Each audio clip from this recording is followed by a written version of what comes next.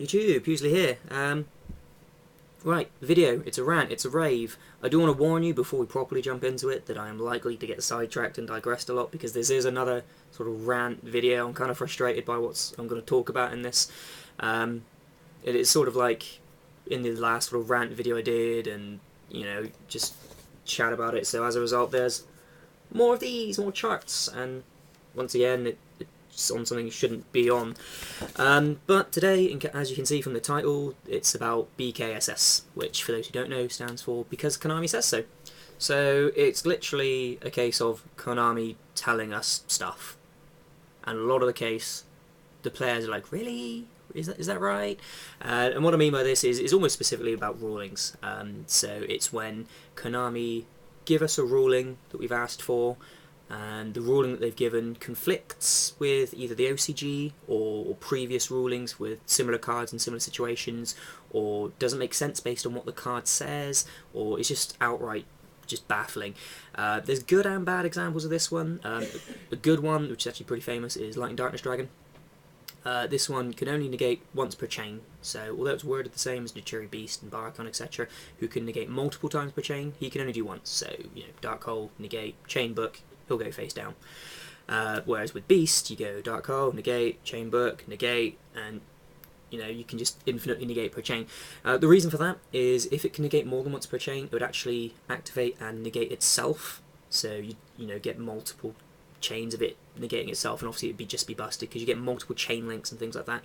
Another reason is there's an old school trap card called Reverse Attack, which means that if it negated something, it would actually gain 400 attack and defense. So there's a BKSS ruling on that one saying that if reverse attack is in order, then, or in effect, sorry, not in order, then Lightning Darkness Dragon can only negate once per turn, not once per chain. So it's to stop it getting in, you know, ridiculous attack, like a zillion attack, and then being able to like attack the game and still negate anything that you've got. So that's the reason behind that.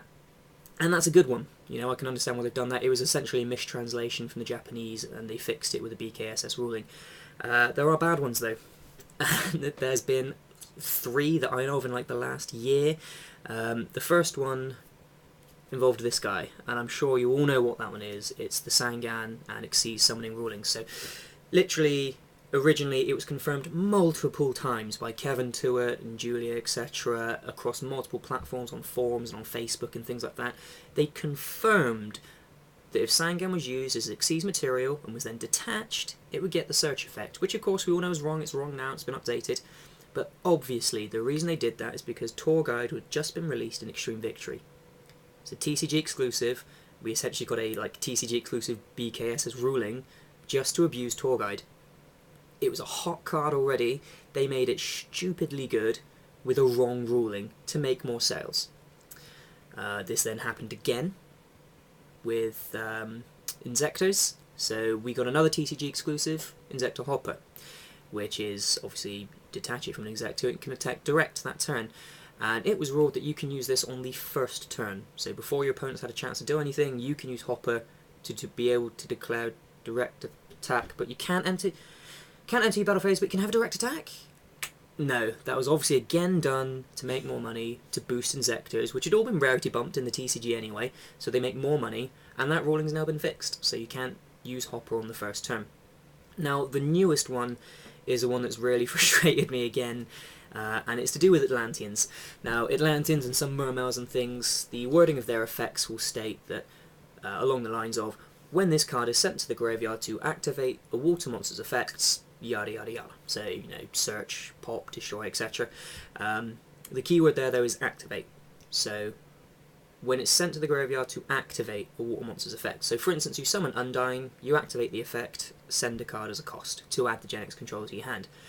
Then the question came up of, what if you negate the activation? So, if, for instance, I have a Doom Caliber Knight on the field, and you summon Undying and activate the effect, my Doom Caliber Knight will tribute itself to negate the activation of the effect. You'll still send a monster to the graveyard as a cost, but Undying's effect, the activation of the effect has been negated.